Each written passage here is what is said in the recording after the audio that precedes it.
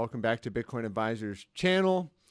I hope you guys all had a wonderful Tuesday, and today is Wednesday hump day, and we're going to jump into some Bitcoin analysis. And I do want to just kind of step back here for a second and jump into the markets and just show you how I look at things here.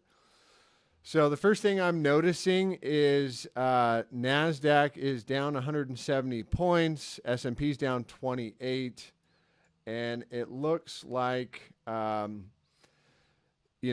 market is kind of retracing itself a bit here. That's on the 6 hour. Let's take a look at it on the daily, and I'm going to take off some of these drawing tools so it's a little more clear. So what you can see here on the NASDAQ is clearly on the daily, we've got a lower low, a lower high. And then we do have, is that a slightly higher high? I would say no, but I would say that is a confirmed higher low. So a little bit hard to tell, what the trend is going to do. Oh, that's S&P, excuse me. So we do have a lower low and a lower high. So that could be a trend reversal on the daily time frame. But more importantly, why are we looking at this? Why are we looking at NASDAQ and S&P? Because pretty much there's been a 1-to-1 correlation with NASDAQ and Bitcoin. When NASDAQ is going up, Bitcoin is going up. When NASDAQ is going down, typically Bitcoin is going down. So these are risk-on assets like tech companies and Bitcoin in particular. So it does give us a kind of a nice thermometer to kind of what the general market is doing. Alongside that, I like to look at the dollar index and what the dollar is doing. And what we have been hypothesizing about the dollar is that is in a macro uptrend. Why is that? Well, we've got on the weekly time frame, we got higher highs, right? And we got a higher low. And that all started back here. In fact, that was the first higher high. There was the higher low, and that's where we got bullish on the dollar. And based out of this consolidation, I mean, look at this. This consolidation goes back to 2015, March of 2015. The dollar has been trading between about $100 and 88 cents. And so really, what I like to do is take out the fib retracement tool there. And you can kind of see this is the last major breakdown right there. Wow, there's a lot of lines on there.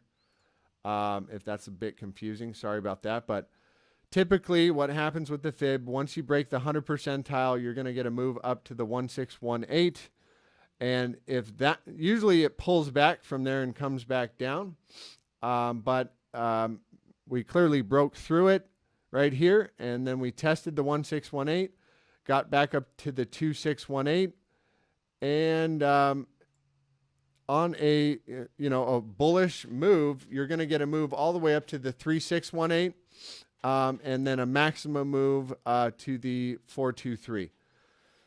So for whatever that is worth, I mean, to me, that doesn't look pretty at all. So I'm going to see if maybe on a daily time frame, it'll look a little bit more easy to chart.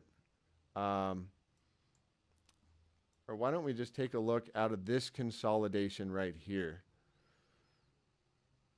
So I'm going to take the fib tool, and you guys should be following along here on your chart, right? You guys should have all these symbols up. NASDAQ, S&P, and the dollar index. Wade, make sure you're following along. This isn't just for fun. This is for real market knowledge and insight, okay? The dollar going up means typically what? Risk on assets go down, like stocks and Bitcoin, okay? Oddly enough, the dollar has been going up despite all the money printing. And why is that? The dollar is a measure against all the other currencies in the market. And if all the other currencies are going down, well, then the dollar is going to look strong. So anyways, just touching on the dollar here, it's still hovering in this range. And what we did say is if the dollar broke 95.50, we were looking for a move back down to about 93 cents, and that would be bullish for Bitcoin. However, it was a bit of a bear trap. And then we get a bull trap, and then we come back down. So the range, I'm just going to widen that range a bit. And say that this is the new range for the dollar. And a break on a daily time frame is going to get us a move up to 99 cents to the upside. And if we do a bearish retracement, a break of 94 cents probably gets you a move down to 93 cents. And that's what we want to see happen alongside Bitcoin taking a leg up. So that's for that. Now let's jump into the CME spot price action, something we've been following on over the past few days. And we did say this, more importantly on a 4-hour, we're kind of looking for this range to get broken, 40,000 to the downside and 46,000 to the upside. And I would say on a daily time frame, we're caught in the middle of the range. So this is kind of no man's land and really doesn't give us too much to go off of. But what we can do is begin to look at divergences, which are played out on the RSI, momentum, which is played on the stochastics, and we're going to look at the volatility, the BBWP, which is contracting at the moment. So again, kind of in no man's land, not really giving us a bias to the upside or to the downside. But let's see if we can pull this out on a 4-hour on the shorter term time frames to kind of give us any indication. And again, so the 4-hour time frame is headed downwards right now in the momentum. And here, this is, we're getting back below the critical zone. So that is good. And in order for the momentum to cross back to the upside, we need a 4-hour closure above 44,337. Now let's see if we can pull out any divergences on the RSI here. And so you can see one played out here pretty nicely, right? So you had a higher high right there and a lower high in RSI. And that gave you a move down to the green 55. Not exactly easy to pull that one out with just 2 drives of divergence there. And now what do we have? So I don't see any bearish divergence, which would be higher highs. So we got lower highs, we got a lower low and a lower high now. So what I would be looking for is hidden bullish divergence. And what is hidden bullish divergence?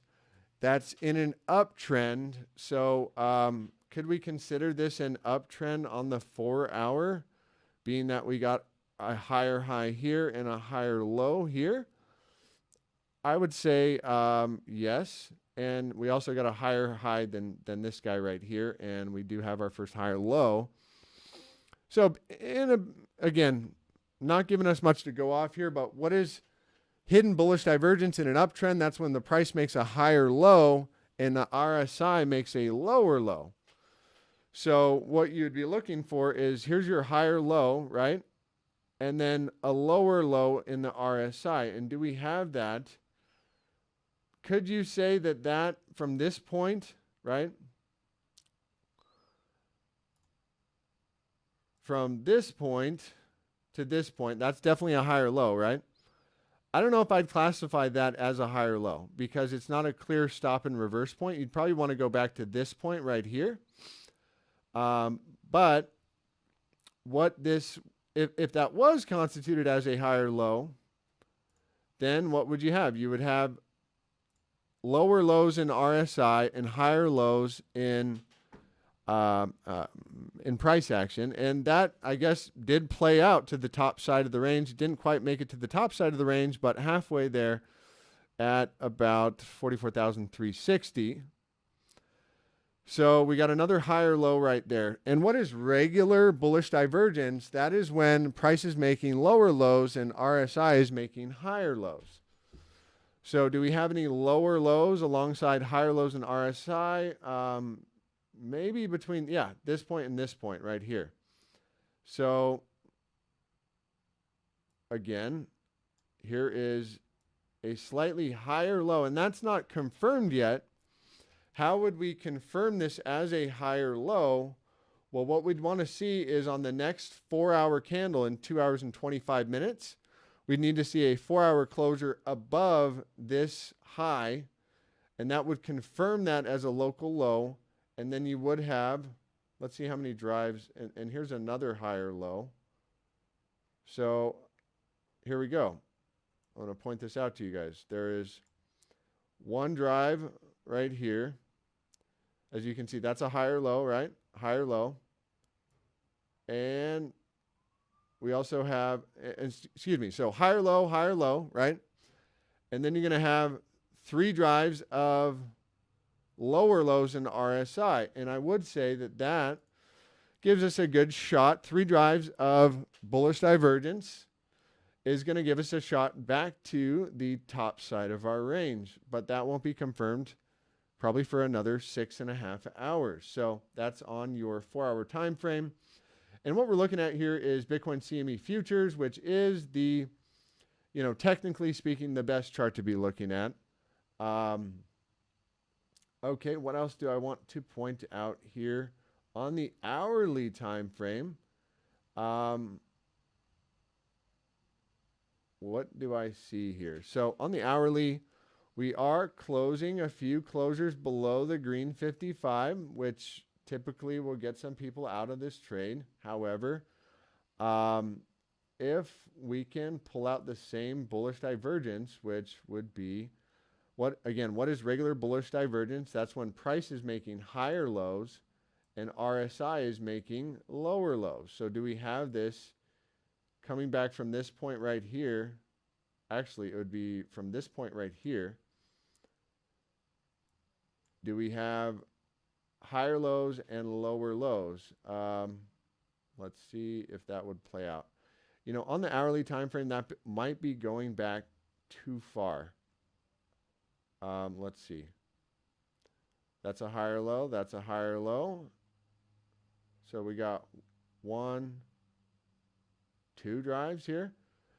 And how would you confirm this? This isn't confirmed yet because we did not get a closure above that last high, right? So how would we confirm that somewhat lofty bullish divergence, if I could put words on it, is a closure above the last high? And I would say any kind of a hourly closure above 38.80 at least gets us a move back to the top side of the range at 44,570. But is that going to do anything for me on the time frames here on the hourly? No. Am I going to take any trades off of that? No. But that might give us the first inkling of that, hey, perhaps the market is going to resolve the range to the upside. The range being 46,000 to the upside and 40,000 to the downside.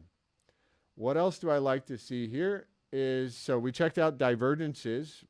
We are also going to look at the stochastics, which is the momentum indicator. And in order to cross momentum to the upside, we need an hourly closure above 43,843. What else do we have here? We have volatility expanding from a low level. So that does tell me, hey, look, probably going to get a move here, and that could be to the downside or to the upside, as that is direction neutral. And what else do we got here? And forgive me about a bit of a lispy voice here today. I've got some teeth whitener things in my mouth, and the time is not up yet. So, Crest White strips, they do the job. What else do I want to point out? So as NASDAQ's coming down, dollar is coming down on the hourly, but on the daily, what's going on? It looks like, it's coming down a little bit.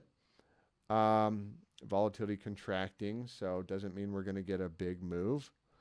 What else do I want to look at on Bitcoin to point out? And here's something I do want to reference, and this is the 3-day MACD. And I do want to give some credit to Mr. Eric Crown. I hope You guys will go check out his channel, Eric, the Eric Crown Crypto channel. Does phenomenal analysis. He's probably one of the best in the country. But he pointed this out on the 3-day time frame. And he actually pointed it out on spot price action, but the 3-day MACD is going to cross to the upside. And it's about to be confirmed on CMEs. He actually pointed it out on the spot price action. And I'm just going to clean up this chart just a little bit here. Take off the Bollinger Bands. And I'll even take off the drawing tools here. But what did he point out is, look, you could pretty much trade this thing blindly on spot price action when the 3-day MACD does cross to the upside. And why is that? Well, let's look back at these prior crosses. We got the 3-day MACD cross right there on this candle. So you could have bought it there right on the cross. And that would have produced a 40% move. Then you got this cross back here, which is going to produce a 78% move. And then this cross back here, which happened on October 6th, 2020, or October 12th. And that one produced a pretty massive cross. And that would be from there to there, about 400%. And I did just notice here, there was another cross. So we did get the cross down, might have taken you out of the trade. But we had this cross here on February 3rd, 2021. And if you would have just blindly bought the cross here, right, that's a 43% move. So maybe the last one got you a 248% move. And then there is one cross that didn't work out, which I also noticed, Crown pointed out here, that if you blindly traded, was it this one? No. I believe it was this one. So you blindly bought the cross right here.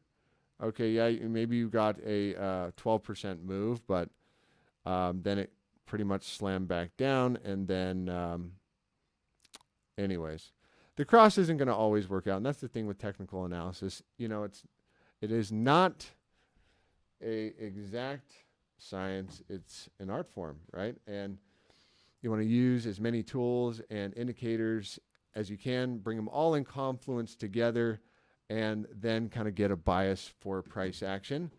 And here's what I thought is that, look, CME has actually been technically the best chart. And since the cross is about to be confirmed here in 1 day and 6 hours on CMEs, I'd say that is going to be a stronger signal because CMEs tends to produce stronger signals. But yeah, so we got this cross and it never crossed down. And we got this one. Let's just go back a little bit further and see what happened here on July 24th, 2020. So still produced a 34% move there. We got another one here on April 23rd, 2020. April 23rd, 2020. Let's see, that would have been April 23rd. Bear with me just a second here.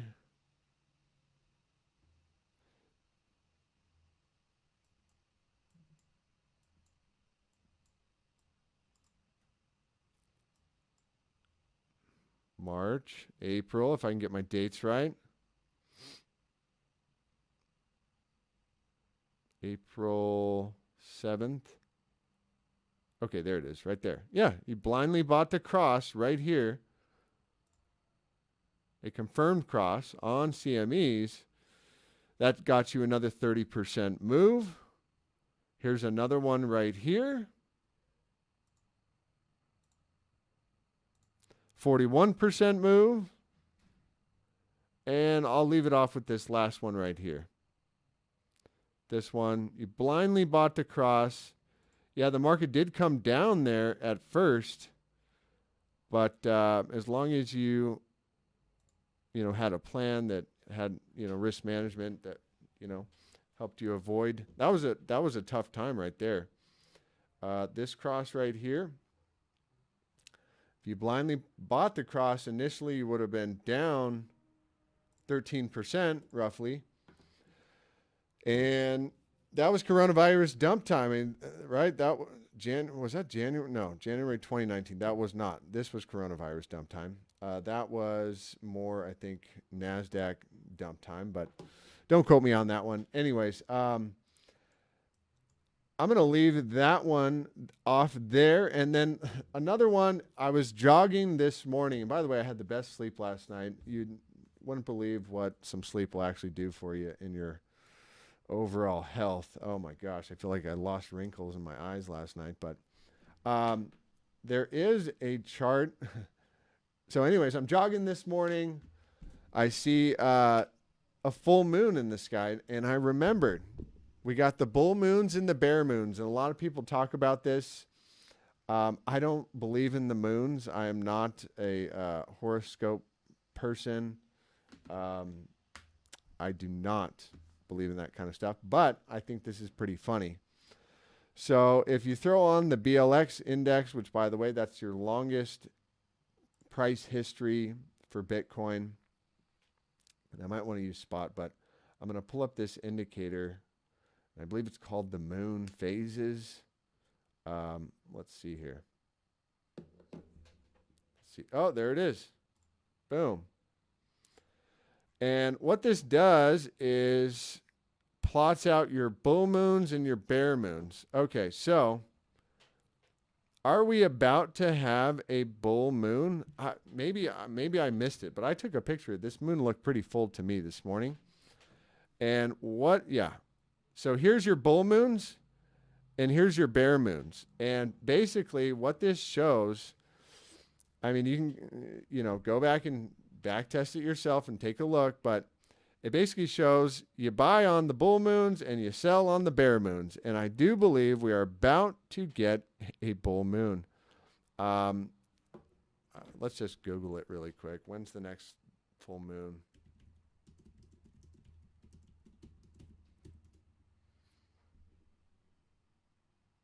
Wednesday, February 16th. Look at that. Today is bull moon day. So that is probably in line with a bit of a bounce, along with the Fed that just basically says we're not going to, I think the whole Fed emergency thing was just a big, kind of pump and dump card alongside the Russian war thing. It's like, I guess apparently every time the government wants the stock market to go up, well, they say Russia is pulling troops out. And every time they want the stock market to go down, well, Russia is invading Ukraine, scare everybody, right? And so let's keep an eye on this stuff. And then let's jump into altcoins, right? Because that's what we're all here for. Bitcoin is just a thermometer for the rest of the market. And the old saying now, Bitcoin is for old people, right? So everybody's buying Bitcoin. Everybody saw Bitcoin on the Super Bowl. And yeah. So let's check out some altcoins, and I'm just going to throw back on my regular chart here. And again, that's an RSI. We got the stochastics and the BBWP, which are all free indicators you can get on TradingView. But I want to pull up a clear chart, and I'm just going to throw on one that I've had my eye on that has been pretty volatile and pretty darn, I was fortunate enough to catch on to this coin because I was checking out Leo Trade's channel. I think that's another great channel everybody should check into. He turned me on to this one, and yeah, I did get a 10x off of this guy. and was able to take some profits before it really dumped. But what do I want to bring up about this guy? So again, another one, it's going to be a lot more volatile than, you know, Bitcoin. And with more volatility comes a lot more risk.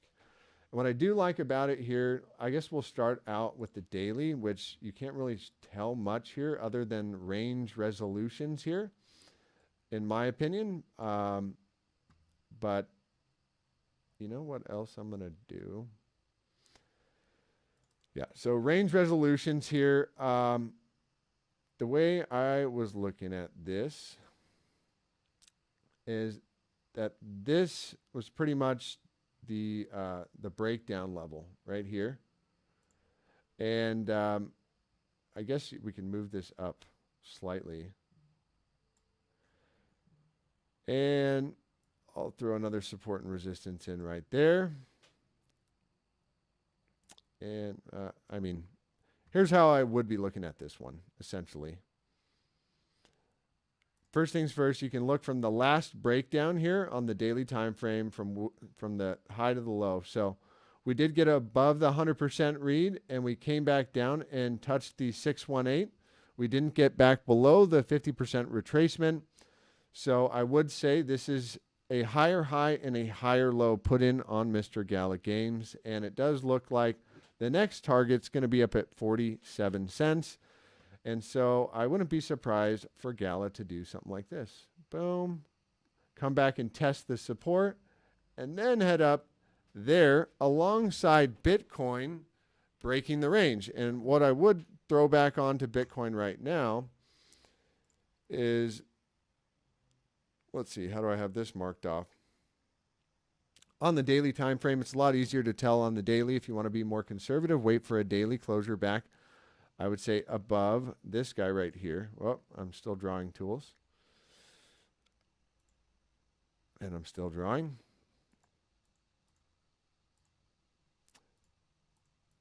Good luck figuring out how to use all these little drawing tools. They're really fun, guys, but they're worth it in the end. Okay, so any kind of a daily closure, call that 46,000. You want to be even more conservative, above the 200 exponential, right?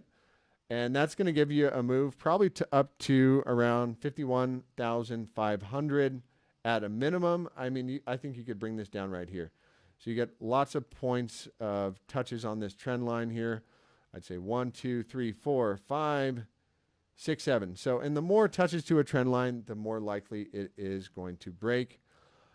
Here's what I don't like is a lot of people are calling this one out. It's called a head and shoulders pattern. And I guess that does work out. But if you draw it from the wick to the neckline, I think the neckline is something like here. Right? So what's a head and shoulders? This is an inverted head and shoulders pattern. And here's your shoulder. Here's your other shoulder. And here's your head, right? So you measure from the bottom to the neckline right there, and that would give you a measure move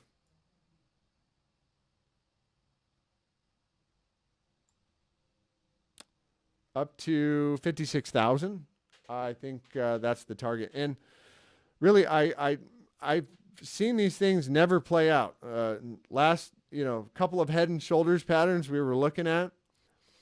We had this one over here, did not work out. And then this one over here, right? Let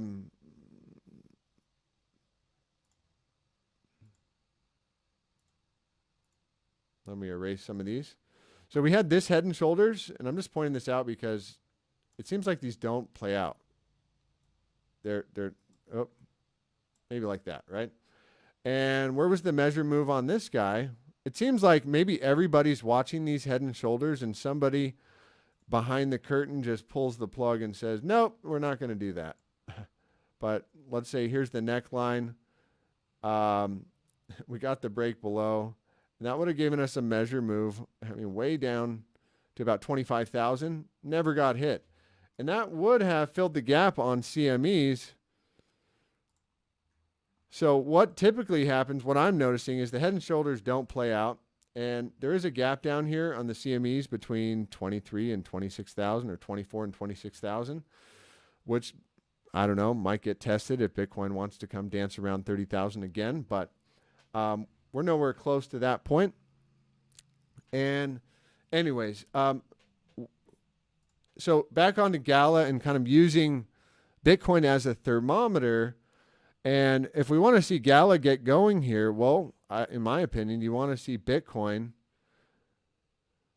close above 45.5 and head up to 52,000. So Bitcoin makes a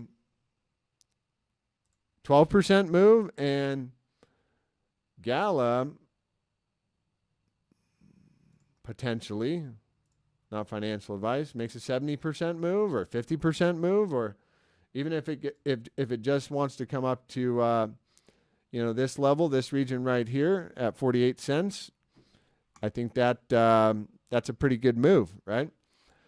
Let's check out another one that I've been following very closely, MATIC, which also had a big investment from Sequoia Fund guys.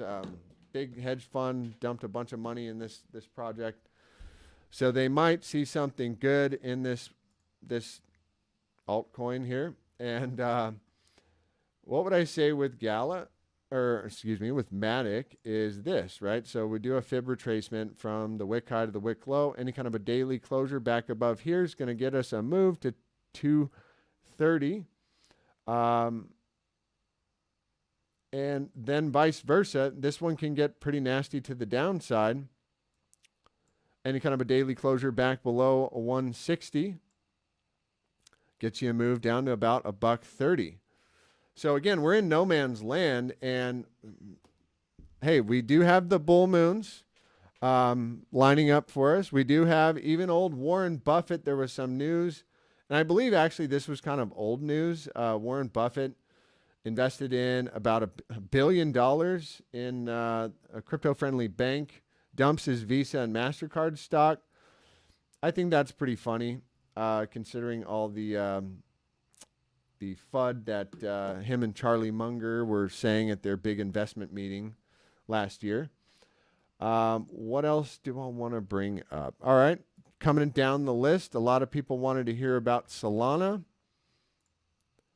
And again, we got the death cross going on, the green 55 and the purple 200 right there. And typically a good death cross, yeah, you want to see price action come up near the cross and then come down. So that is looking a little bit bearish to me on a daily time frame. But again, using the fib retracement tool, it's a really easy tool to use.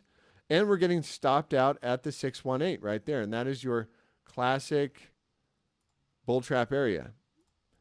And why do I bring this up? Well, Bitcoin might be doing something similar. But yeah, so from the wick high to the wick low, we've got a rally up to the 0.5, and we're getting slammed back down below the 382. So I would say any kind of a daily closure back below $1.02. Probably going to look for this one to head back down, at least at the bottom side of the range. I don't know, because what else do we have here? Would you call this a higher high and a higher low? I don't know. Let's pull this out a little bit more. Yeah, maybe you could call this a higher high and a higher low. Technically, I'd want to wait to see this thing get a higher high above 152 and then put in a higher low somewhere around there. And that would be good enough to get me bullish. But I would say this guy, if Bitcoin does, these altcoins are going to do whatever Bitcoin does, but more. And again, you can see from this wick high to this wick low, what happened? Bull trap, right? We came right up to the 618 Fibonacci retracement area, and we put in a bull trap. So that's it for Solana. So Solana, I want to see back any kind of a daily closure back above 119. I think will give you a move at least to 135. But really, in order to get bullish again on this one. Yeah, I would say I want to see a daily back above 136, and we're back into some bullish territory. And I do think that will happen over time, especially if Bitcoin wants to head up to about 52,000. Okay, and I'll throw on, who else? Oh yeah, people have been asking about Mr. XRP, down 4% today. The last we left this one off, let's see, I'm going to bring that back up. And I believe we're working off of a range somewhere like that. And this one's been flip-flopping around a bit. So, yeah, I do believe we said this. If we got a daily closure back below this guy, we were going to get a move down to the 9 exponential. And that's exactly what we got on the daily, right? So we had this tick below there, the last daily low, and that gets you a move down to the 9 exponential and picked itself back up alongside Bitcoin rallying. So do we have a higher high and a higher low on XRP? Yes, we do. I'm not a big fan of this project, but this does not look too bad on the daily time frame. And so what I would do is redraw this out, and how would I do that? So we're going to go take our fib retracement tool from the wick high to the wick low. And pull this out and say, okay, any kind of a daily closure back above 91 cents, going to give us a next target of about $1. And that'd be right in line with that high. And yeah, we'd probably be putting in some bearish divergence at that point. Do we have any here? No, here. Yeah, so we did have bearish divergence here. So lower high, but on RSI, right, we had 1, 2, 3 higher highs, and that's typically good enough to get you a move down to the, yellow 21. So I would say very likely Bitcoin doesn't want to pick itself by its bootstraps here and get back above 46,000. This one probably comes down a bit. And this one is going to be very news-driven.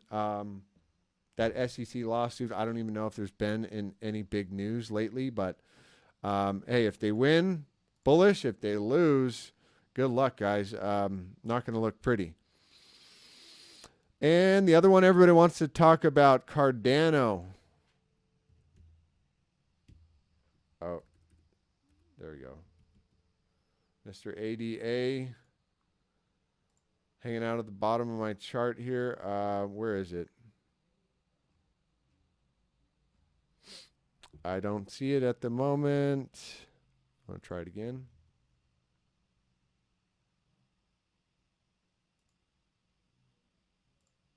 There it is. And Cardano looks like a perpetual downtrend.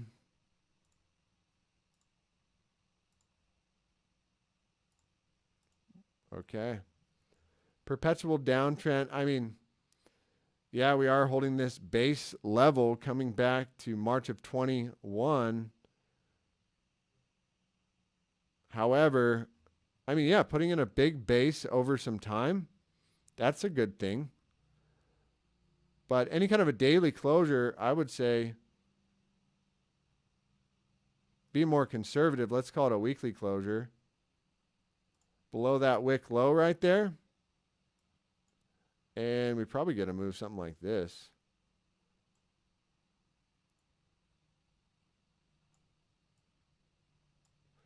Wow, that would be nasty. Let's look at it on a weekly chart.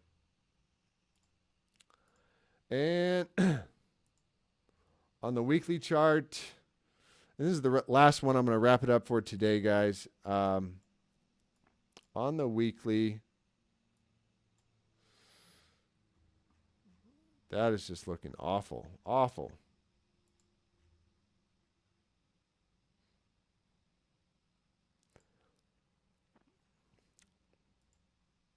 So let's do a bearish retracement.